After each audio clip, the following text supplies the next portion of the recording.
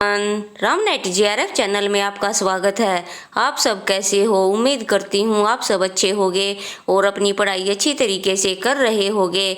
तो आज इस वीडियो में हम डिस्कस करेंगे जो हमारा पेपर 2 है हिंदी साहित्य, उसका जो PYQs है नवंबर 2017 का, तो ये आज हम पेपर सोल्व करेंगे। तो इसमें आज हम इसके 50 क्वेश्चन करेंगे, तो आप भी साथ साथ इसे करते जाएं और ये देखें कि आपके 50 में से कितने क्वेश्चन सही हुए। तो आइए देखते हैं पहला हमारा क्वेश्चन क्या है। तो फ्रेंड्स, अगर आप इस चैनल पर नए हो और आपने अभी तक इस चैनल को सब्सक्राइब नहीं किया है तो आप इसे सब्सक्राइब करें और साथ ही बनी बेल आइकन को प्रेस कर दें, जिससे सभी वीडियोज़ के नोटिफिकेशन आपको टाइम टू टाइम मिलते रहें।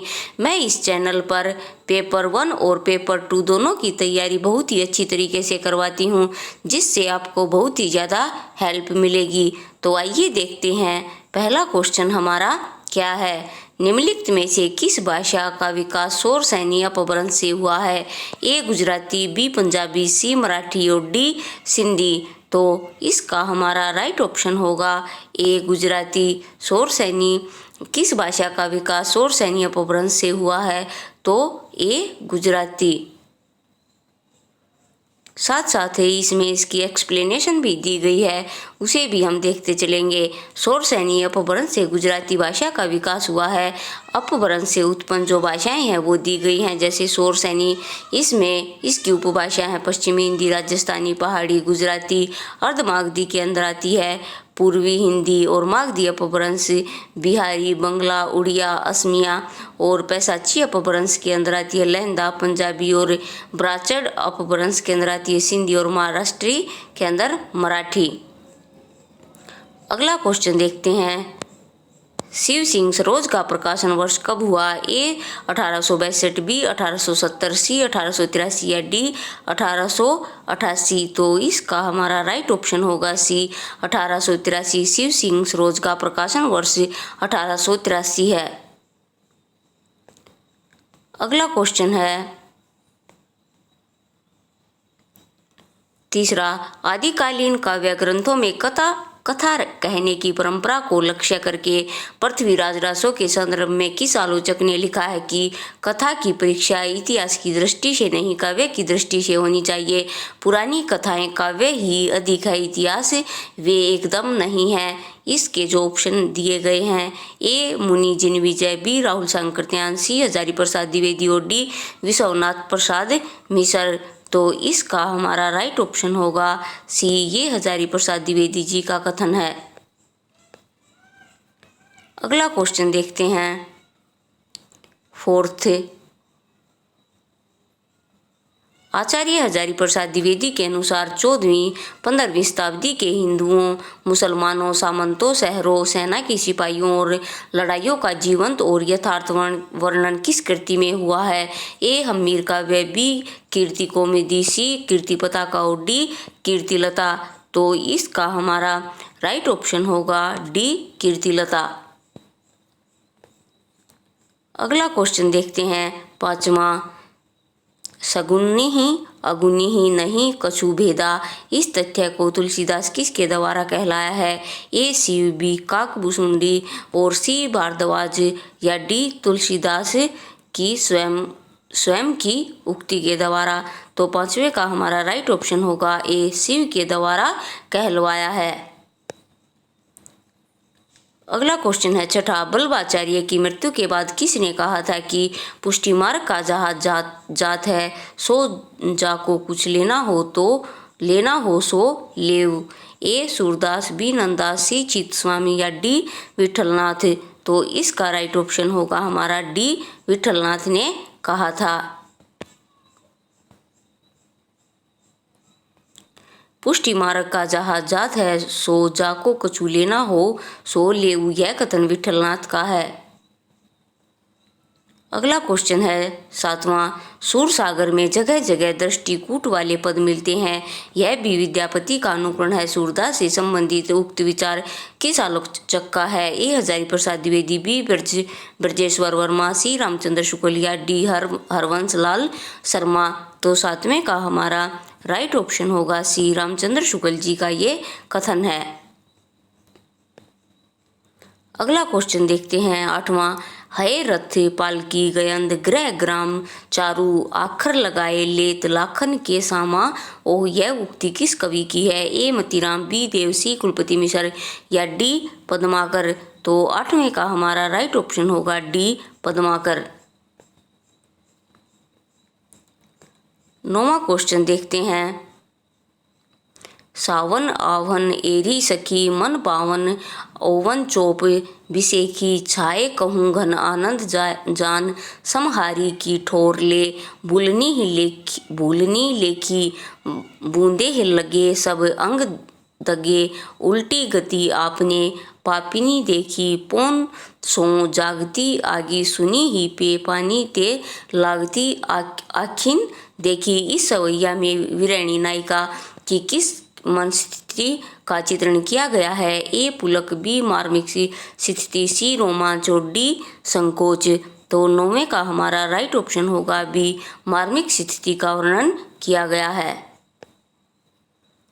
अगला क्वेश्चन देखते हैं 10वां। प्रिय की सुधी सी सरिताएं ये कानन कुसुम सुसज्जित, मैं तो नहीं किंतु है मेरा हृदय किसी प्रिय से परिचित, जिसके प्रेम पत्राते ही प्राय सुख संवाद सन्निहित। उपयुक्त काव्य पंक्तियाँ किस कवि की हैं? ए अयोध्या सिंह उपाध्याय हरिओद, बी रामनरेश त्रिपाठी, सी मैथिलीशरण गुप्त और डी लाला भगवान दीन।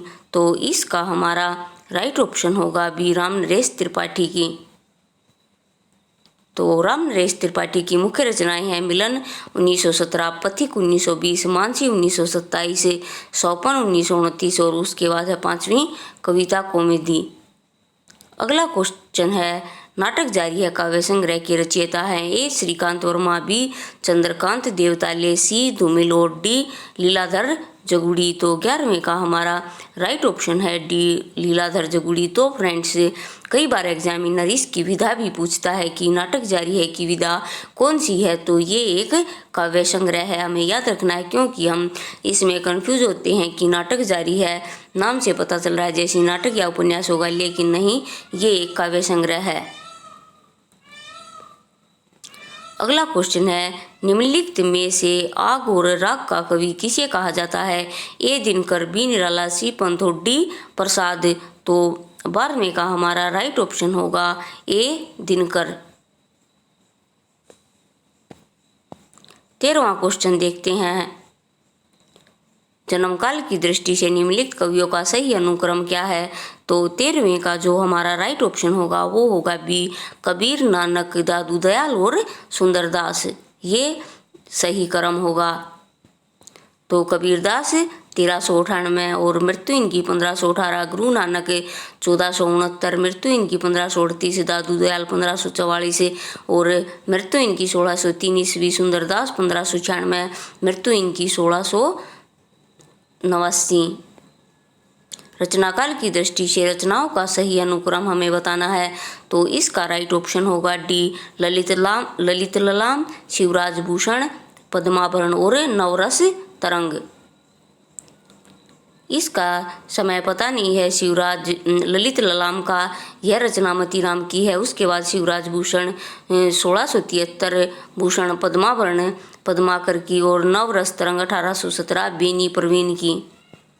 अगला क्वेश्चन देखते हैं। जन्मकाल के अनुसार निम्नलिखित काव्यों का सही अनुक्रम क्या है? तो 15वें का हमारा राइट ऑप्शन होगा डी, श्रीधर पाठक, उसके बाद मैथिलीशरण गुप्त, रामनरेश त्रिपाठी और सूर्यकांत त्रिपाठी निराला। डी हमारा राइट ऑप्शन होगा। श्रीधर पाठक का जन्मकाल है 1859, मैथिलीशरण गुप्त का 1886, रामनरेश त्रिपाठी का 1889 और सूर्यकांत त्रिपाठी निराला का 1899। अगला क्वेश्चन देखते हैं। जन्मकाल के अनुसार निम्नलिखित कवियों का सही अनुक्रम क्या है? तो जो हमारा 16वां क्वेश्चन है उसका राइट ऑप्शन होगा बी, पहले बच्चन, उसके बाद अज्ञे, मुक्तिबोध और रघुवीर सहाय। नेक्स्ट क्वेश्चन देखते हैं। एक बार इनका जन्म काल भी देख लेते हैं। हरिवंश राय बच्चन 1907 से अज्ञे 1911, मुक्तिबोध 1917 और रघुवीर साहे 1929। अगला क्वेश्चन देखते हैं, विश्वनाथ प्रसाद निम्नलिखित में से किस उपन्यास का पात्र है? तो फ्रेंड्स 17 का हमारा राइट ऑप्शन होगा सी, मैलाचल। अगला क्वेश्चन है 18वां, बाल वय संधि और किशोर मन का मनोवैज्ञानिक अंकन किस उपन्यास में हुआ है? तो 18वें का हमारा राइट ऑप्शन होगा बी, शेखर एक जीवनी। अगला क्वेश्चन है 19वां, ए कहानी के प्रमुख प्रवक्ता हैं? तो ए कहानी के जो प्रमुख प्रवक्ता हैं उसका राइट ऑप्शन होगा ए, गंगा प्रसाद विमल। नेक्स्ट क्वेश्चन है, निम्नलिखित में से कौन सा नाटक प्रेमचंद का है? तो 20वें का हमारा राइट ऑप्शन होगा डी, करबला प्रेमचंद का नाटक है। अगला क्वेश्चन है, हजारी प्रसाद द्विवेदी द्वारा रचित निबंध संग्रह नहीं है? ए, नाथ संप्रदाय, बी, प्रबंध प्रभाकर, बी, साहित्य का मर्म और डी, ललित्य मीमांसा। तो इसका राइट ऑप्शन होगा सी, साहित्य का मर्म। प्रबंध प्रभाकर 1933 निबंध के लेखक हजारी प्रसाद द्विवेदी नहीं है, तो इसका राइट ऑप्शन सी नहीं, इसका राइट ऑप्शन होगा बी, बल्कि जो प्रबंध प्रभाकर लिखा गया निबंध है ये गुलाब राय का है, जबकि नाथ संप्रदाय, साहित्य का मर्म, ललित्य मीमांसा हजारी प्रसाद द्विवेदी के निबंध है। नेक्स्ट क्वेश्चन है, प्रगतिवाद शीर्षक पुस्तक के लेखक हैं? ए, रामविलास शर्मा, बी, रंगे राघव और सी, शिव कुमार सिंह और डी, शिवदान सिंह चौहान। तो फ्रेंड्स इसका जो राइट ऑप्शन होगा वो होगा सी और डी। तो प्रगतिवाद नाम से शिव कुमार मिश्र तथा शिवदान सिंह चौहान दोनों ने ही आलोचनात्मक ग्रंथ की रचना की है। अतः इस प्रश्न में दो विकल्प को सही माना गया है, सी और डी। तो इस जो ये क्वेश्चन है इसके जो मार्क्स थे वो सभी को समान मिले थे। शिवदान सिंह चौहान प्रगतिवाद 1946 और शिव कुमार मिश्र का जो प्रगतिवाद है वो है 1966। तो 46 और 66 हमें याद रखना है। अगला क्वेश्चन है, प्रकाशन वर्ष के अनुसार आत्मकथाओं का सही अनुक्रम हमें बताना है। तो 23वें का हमारा राइट ऑप्शन होगा बी, अपनी खबर, नीड़ का निर्माण, फिर जूठन, शिकंजे का दर्द। तो अपनी खबर 1960 पांडे बेचन शर्मा उगर की आत्मकथा है, और जूठन जो है वो उसके बाद नीड़ का निर्माण फिर 1970 हरिवंश राय बच्चन, जूठन 1997 ओम प्रकाश वाल्मीकि, शिकंजे का दर्द 2011 सुशीला टाकबोरे की। अगला क्वेश्चन है, प्रकाशन वर्ष के अनुसार निम्नलिखित कहानी संग्रह का सही अनुक्रम क्या है? तो 24वें का हमारा राइट ऑप्शन होगा ए, शरणार्थी, उसके बाद परिंदे, कामरेड का कोट और डायन। शरणार्थी 1948 अज्ञे की कहानी है, परिंदे अज्ञे का कहानी संग्रह है, परिंदे 1960 निर्मल वर्मा, कामरेड का कोट सरंजय 1993, डायन 1998 भीषम साहनी का। अगला क्वेश्चन है 25वां, कुबेरनाथ राय के निबंध संग्रह का प्रकाशन वर्ष के अनुसार सही अनुक्रम हमें बताना है। तो 25वें का हमारा राइट ऑप्शन होगा बी, गंधमादन, कामधेनु, मराल और आगम की नाव। तो कुबेरनाथ के निबंधों का प्रकाशन गंधमादन 1972, कामधेनु 1919 और उसके बाद आगम का नाव 2002 और बीच में आएगा मराल। अगला क्वेश्चन है 26वां, प्रकाशन वर्ष की दृष्टि से प्रसाद के नाटकों का सही अनुक्रम क्या होगा? तो 26वें का हमारा राइट ऑप्शन होगा ए, सज्जन, विशाख, जन्मेजय का नाग यज्ञ और उसके बाद लास्ट में आता है ध्रुव स्वामिनी। सज्जन 1910, विशाख 1921, जन्मेजय का नाग यज्ञ 1926 और ध्रुव स्वामिनी 1933। अगला क्वेश्चन है, त्रितैमिंद व्याप्रियते शक्ति वृत्त पितराभ्यास है कथन किस आचार्य का है? तो 27वें का हमारा राइट ऑप्शन होगा बी, रुद्रट का। अगला क्वेश्चन है, निम्नलिखित में से कौन सा वक्रोक्ति का भेद नहीं है? तो 28वें का हमारा राइट ऑप्शन होगा ए, उक्ति विन्यास वक्रता, ये वक्रोक्ति का भेद नहीं है। अगला क्वेश्चन है, रस सूत्र के व्याख्याकारों का सही अनुक्रम हमें बताना है। तो 29वें का हमारा राइट ऑप्शन होगा सी, भट्टलोलट, शंकुक, भट्टनायक और उसके बाद आएगा अभिनव गुप्त। अगला क्वेश्चन हमारा आता है, निम्नलिखित ग्रंथों का काल क्रमानुसार सही अनुक्रम हमें बताना है। तो इसका राइट ऑप्शन होगा बी, रस मीमांसा, आलोचना के मान, नई कविता और अस्तित्ववाद। रस मीमांसा 1949 में रामचंद्र शुक्ल जी का आलोचनात्मक ग्रंथ है। आलोचना के मान 1958 शिवदान सिंह चौहान का, और नई कविता 1973 नंद दुलारी वाजपेयी, और नई कविता 1978 रामविलास शर्मा की है, नई कविता और अस्तित्ववाद। अगला क्वेश्चन हमारा आता है, ये मिलान वाले क्वेश्चन है, निम्नलिखित लेखकों को रचनाओं के साथ सुमेलित कीजिए।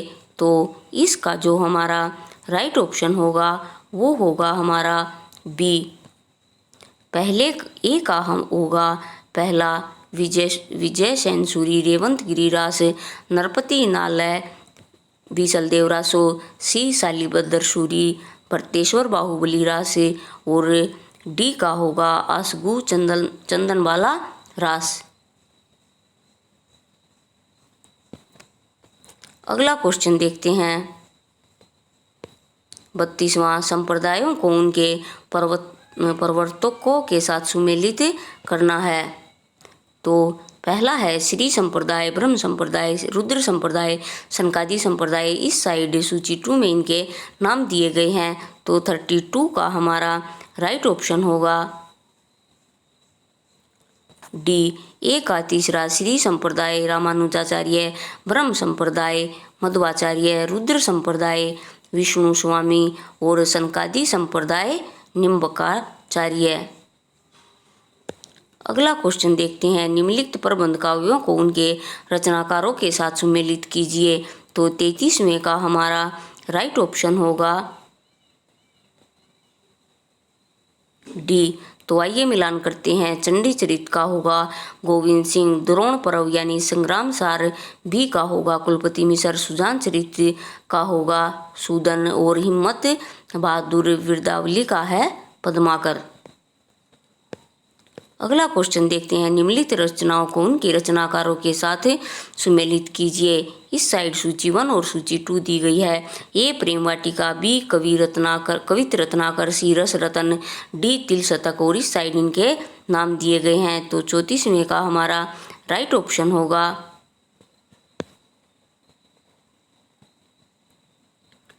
बी। तो इनका मिलान यहीं पर देख लेते हैं हम।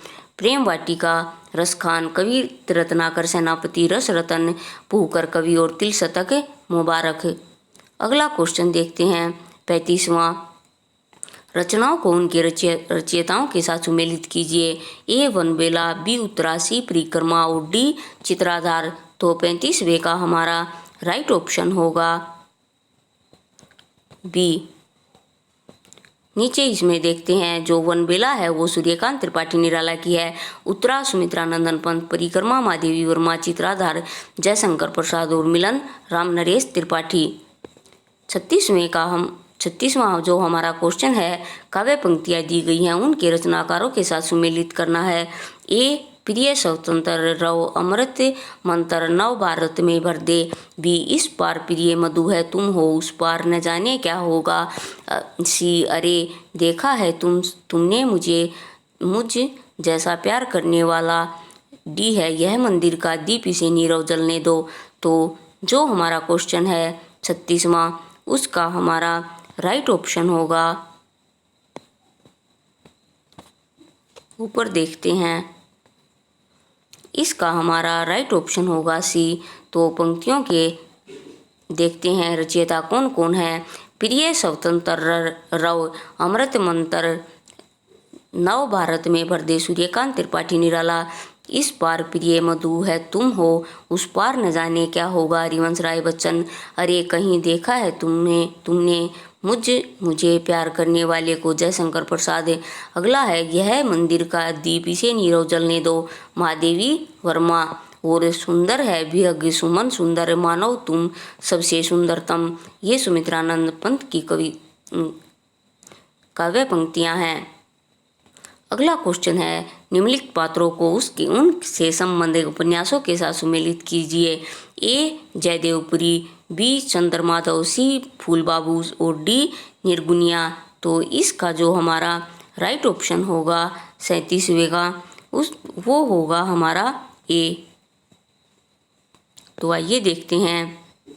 जयदेवपुरी झूठा सच, यशपाल, चंद्रमाधव नदी के दीप अज्ञे, फूल बाबू बलचनमा, नागार्जुन, निर्गुनिया, नाचो बहुत गोपाल, अमृतलाल नागर। नेक्स्ट क्वेश्चन देखते हैं 38वां। इसमें कहानियाँ दी गई हैं जिसे उनके पात्रों के साथ सुमेलित करना है। ए आनंदी, बी दीनदयाल, सी डॉक्टर जयपाल और डी शंकर। और इस साइड ये कहानियों के नाम दिए गए हैं। तो इसमें देखते हैं, इसमें हमारा राइट ऑप्शन होगा बी। तो इनका मिलान करते हैं और देखते हैं ये कहानी किसकी। आनंदी बड़े घर की बेटी प्रेमचंद, दीनदयाल जुलूस प्रेमचंद, डॉक्टर जयपाल मूठ प्रेमचंद, शंकर सवा शेर गेहूँ प्रेमचंद, भगत मंत्र प्रेमचंद। ये सारी ही कहानियाँ प्रेमचंद जी की हैं। अगला क्वेश्चन है 39वां। तो 39वें में रचनाओं और उनके नाट्य रूपों के साथ सुमेलित कीजिए। ए चंद्रावली, बी विशेष्य विष्मोसदम, सी ए गूटो, डी कृणालय। इस साइड इनके रूप दिए गए हैं कि ये क्या है। गीति नाट्य, एकांकी, भाण नाटिका और प्रसन्न। तो इसका जो हमारा 39वें का राइट ऑप्शन होगा वो होगा हमारा ए। तो आइए इनका मिलान देखते हैं। चंद्रावली नाटिका भारतेंदु हरिश्चंद्र, विशेष्य विष्मोदम भाण भारतेंदु हरिश्चंद्र, एक गूट एकांकी जयशंकर प्रसाद, कृणालय गीति नाटक जयशंकर प्रसाद, अंधेर नगरी प्रसन्न भारतेंदु हरिश्चंद्र। अगला क्वेश्चन है आचार्यों को उनके ग्रंथों के साथ सुमेलित कीजिए। ए अभिनव गुप्त, बी राजशेखर, सी महिम भट्ट और डी भोजराज। और इस साइड इनके ये जो ग्रंथ है इनके नाम दिए गए हैं। तो आइए देखते हैं, इसमें हमारा राइट ऑप्शन होगा सी। तो नीचे देखते हैं कि कौन सा ग्रंथ किसका है। अभिनव गुप्त धवन्या लोकलोचन, राजशेखर काव्य मीमांसा, महिम भट्ट व्यक्ति विवेक, भोजराज सरस्वती कंठाभरण और उसके बाद है मम्मट काव्य प्रकाश। आगे देखते हैं, इसमें फ्रेंड्स ये हमारा पैराग्राफ दिया गया है जिसमें 41 से लेकर 45 तक के क्वेश्चन दिए गए हैं। तो फ्रेंड्स मैं किसी और वीडियो में ये जो पैराग्राफ हैं इन्हें सोल्व करने की टेक्निक आपको बताऊंगी जिससे आप कम टाइम में इन पैराग्राफ को सोल्व कर सकोगे। तो इसमें हम इनको स्किप करते हैं और जो अगला क्वेश्चन है हम वो देखते हैं। ये क्वेश्चन स्थापना और तर्क के दिए गए हैं। तो आइए देखते हैं 46वां क्वेश्चन क्या है। कविता आत्म प्रकाशन है जो केवल कवि के हृदय को आनंद प्रदान करती है। तर्क इसका दिया गया है, इसलिए कविता को कवि की आत्मा का आलोक माना गया है जो समस्त लोक को प्रकाशित करता है। तो 46वें का जो हमारा राइट ऑप्शन होगा वो होगा हमारा बी। ए गलत और आर सही है। यानी कविता आत्म प्रकाशन ही नहीं बल्कि कविता पर कल्पना, आत्मचिंतन, सांस्कृतिक सामाजिक परिस्थितियों का प्रभाव होता है जो केवल कवि को ही नहीं बल्कि समूचे लोक को आनंद प्रदान करती है। इसलिए कविता को कवि की आत्मा या आलोक माना गया है जो समस्त लोक को प्रकाशित करता है। अगला क्वेश्चन देखते हैं 47वां हमारा क्या है। साहित्य स्थापना इसकी दी गई है। साहित्य समाज के सामूहिक हृदय का विकास है। तर्क इसका दिया गया है, इसलिए समाज में रहने वाले विभिन्न धर्मावलंबियों की चित्तवृत्ति का इसमें अलग अलग विकास होता है। तो 47वें का हमारा राइट ऑप्शन होगा ए सही है और आर गलत है। बालकृष्ण भट्ट ने लिखा भी है कि साहित्य समाज के सामूहिक हृदय का विकास है। तो यह कथन सत्य है, किंतु समाज में रहने वाले विभिन्न धर्मावलंबियों की चित्तवृत्ति का इनमें अलग अलग विकास होता है। तो यह कथन असत्य है। अगला क्वेश्चन देखते हैं। स्थापना इसकी दी गई है। मित्र सार्वकालिक और सर्वदेशिक होते हैं। तर्क इसका दिया गया है क्योंकि सभी देशों की जातीय अस्मिता और विश्वास एक जैसे हैं। तो 48 में का हमारा राइट ऑप्शन होगा ए गलत और आर दोनों ही स्थापना और तर्क इसके दोनों ही गलत हैं। कोई भी मिथक सर्वकालिक या सर्वदेशिक नहीं होता और न ही सभी देशों की जातीय अस्मिता और विश्वास एक जैसे होते हैं। तो ये दोनों ही कथन गलत हैं। अगला हम देखते हैं। इसकी स्थापना रहस्य भावना के लिए द्वैत की स्थिति भी आवश्यक है और अद्वैत का आभास भी, क्योंकि एक के अभाव में विरह की अनुभूति असंभव हो जाती है और दूसरे के बिना मिलन की इच्छा आधार खो देती है। तो 49वें का हमारा राइट ऑप्शन होगा ए सही और आर सही, यानी इसके दोनों ही सही हैं। कथन भी सही है और इसका तर्क भी सही है। रहस्य भावना के लिए द्वैत की स्थिति भी आवश्यक है और अद्वैत का आभास भी, क्योंकि एक के अभाव में विरह की अनुभूति असंभव हो जाती है और दूसरे के बिना मिलन की इच्छा आधार खो देती है। अतः दोनों ही कथन सही हैं। अब हम देखते हैं हमारा लास्ट क्वेश्चन क्या है। भारतेंदु युग आधुनिकता का प्रवेश द्वार है, क्योंकि भारतेंदु युगीन साहित्य से पश्चिमी संस्कृति के संघात से शुद्ध भारतीयता का उदय हुआ है। तो 50वें का हमारा राइट ऑप्शन होगा ए सही और आर गलत।